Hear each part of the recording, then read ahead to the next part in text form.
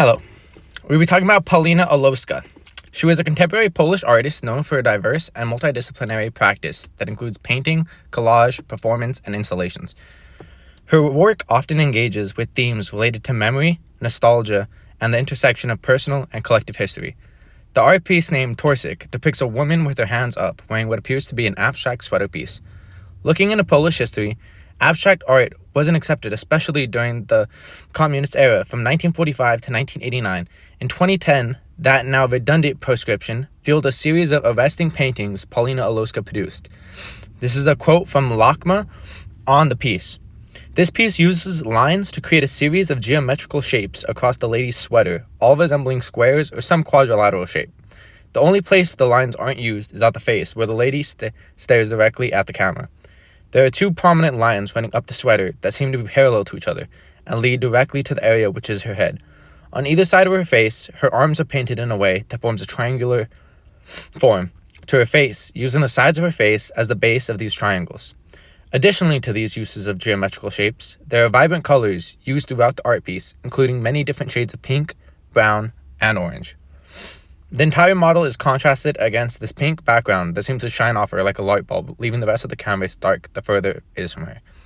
This use of lighting continues to make the sweater and the woman the centerpiece of the artwork, and doesn't leave room for anything to take from the viewer's eyes. Using the background of the writer and the info gathered from the artwork, I believe the art is meant to be a stand against government-forced norms, not only on art, but people's ability to represent themselves. Being Polish and looking on what the Polish government had forced on artists throughout the communist era, I believe this is why she chose to have this woman wearing what is a conventional-looking abstract sweater.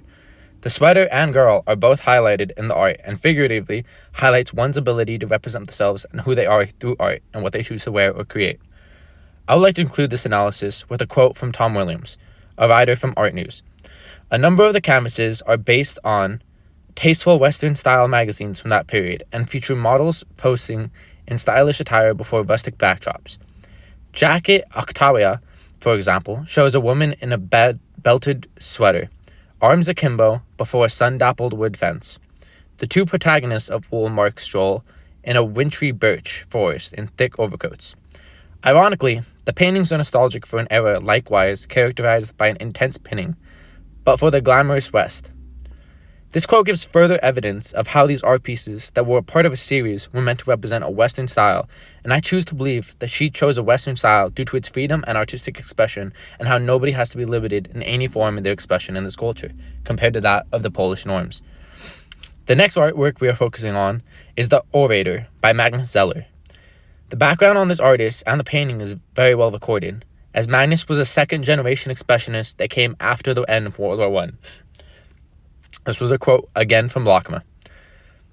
LA, CMA. This was a time where much political change was occurring due to the consequences of the war.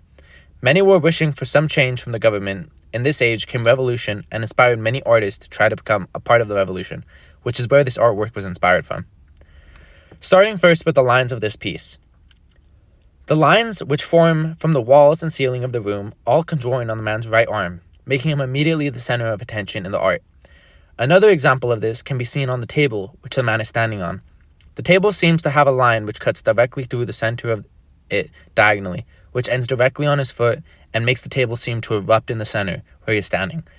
With all of the hand lines can be observed again, as all of the fingers on the hands are drawn so thin they can appear to just seem as arrows pointing again to this man, who again is brought to the direct attention of the viewer. When we take our eyes away from the more obvious lines and look more into the photo, we can see that even his clothes have lines, which all come together to make different geometrical shapes, mostly appearing as triangles.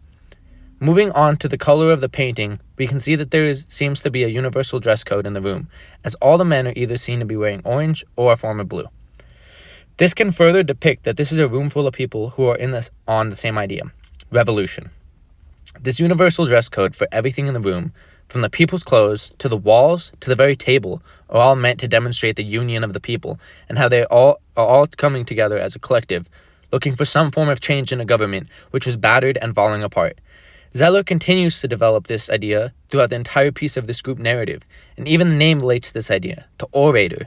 This is a man who is giving some speech to help unionize these people in the room, and all relate back to the same idea, which is helped to be insinuated by his use of color, the same repeated color throughout everybody. Finally, we can look at the lighting of the room. The light source of the room is clearly shown as the direction the man is facing. This man is facing towards the ceiling, insinuating that it could be light from a ceiling. However, it's more than that. It seems to be of a heavenly light, one chosen from grace. The light seems to make it even heavenly in some way. He faces up toward the heavens and is revealed down upon him as he speaks to grace. Using the heavens as some form of lighting helps create the religious side of the revolution apparent, as it was a main centerpiece in the German Revolution.